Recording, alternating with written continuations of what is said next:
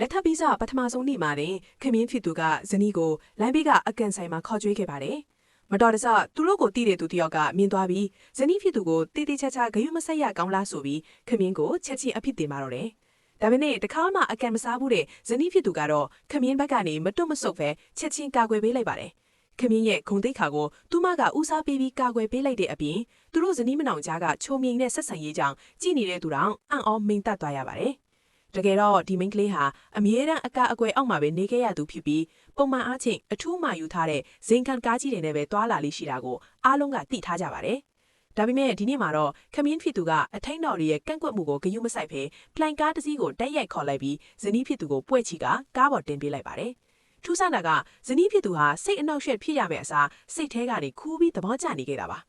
ကုမ္ပဏီရှိကိုရောက်တဲ့အခါခမင်းဖြစ်သူပြောလိုက်တဲ့စကားကြောင့်သူမဟာလူမှန်ကိုလက်ထပ်မိပြီဆိုတာပိုပြီးတေချာသွားပါတယ်။ဘာလို့လဲဆိုတော့သူဟာတခြားသူလေးလိုပဲတာမန်လူတစ်ယောက်ပါလို့ပွင့်ပွင့်လင်းလင်းပြန်ပြောခဲ့လို့ပါပဲ။ဇနီးဖြစ်သူဟာသူမကိုယ်သူလည်းတနေ့မှတာမန်လူတစ်ယောက်လိုဆက်ဆံခံရလိမ့်မယ်လို့တခါမှမတွေးခဲ့ပါဘူး။ဒါကြောင့်ခမင်းကပိုက်ဆံလူတွေလို့ပြောတဲ့အခါသူမကမဆိုင်မတက်ပဲသူမရဲ့လစာကတ်ကိုကမ်းပေးလိုက်ပါတယ်။ဒါပေမဲ့သူမမမျှော်လင့်ထားတာကတော့ခမင်းဖီသူဟာအကောင့်ထဲကပိုက်ဆံအားလုံးကိုကုမ္ပဏီတစ်ခုမှချက်ချင်းရင်းနှီးမြှုပ်နှံလိုက်တာပါပဲ။အတွင်းရေးမှုကတရေရတဲ့အချိန်မှာတော့အရာအားလုံးကနောက်ကျသွားပါပြီ။ဒါဟာထောင်ချောက်တစ်ခုမှထိနေပေမဲ့လည်းဇနီးဖြစ်သူမှာတခြားရွေးချယ်စရာမရှိတော့ပဲလူရုပ်ပါးတယောက်စီကနေပိုက်ဆံချီဟုဆုံးဖြတ်လိုက်ရပါတယ်။သူမပေးဆက်ရမယ့်တန်ဖိုးကတော့ဘသူမှမမြင်ချင်တဲ့အရာမျိုးပါပဲ။အစိုးရဆုံးအခြေအနေကိုရောက်နေတဲ့အချိန်မှာပဲခမင်းဖြစ်သူကရောက်တရက်ရောက်ရှိလာပြီးတစ်ချက်ထဲနဲ့အဲ့ဒီလူကိုထိုးချကဇနီးကိုကဲတင်နေပါတယ်။ဒါပေမဲ့အဲ့ဒီလူကကြောက်ရွံ့ခြင်းမရှိပဲအရိုက်ခံရတဲ့အတွက်နစ်နာကြီးတောင်းတပြန်ပါသေးတယ်။အဲ့ဒီနောက်မှာတော့ကုမ္ပဏီဘက်ကလည်းသူတို့နဲ့လက်တွဲလှုပ်ဆောင်မှုကိုရက်စဲကြောင်းအကြောင်းကြားစာပို့လာကြောင်း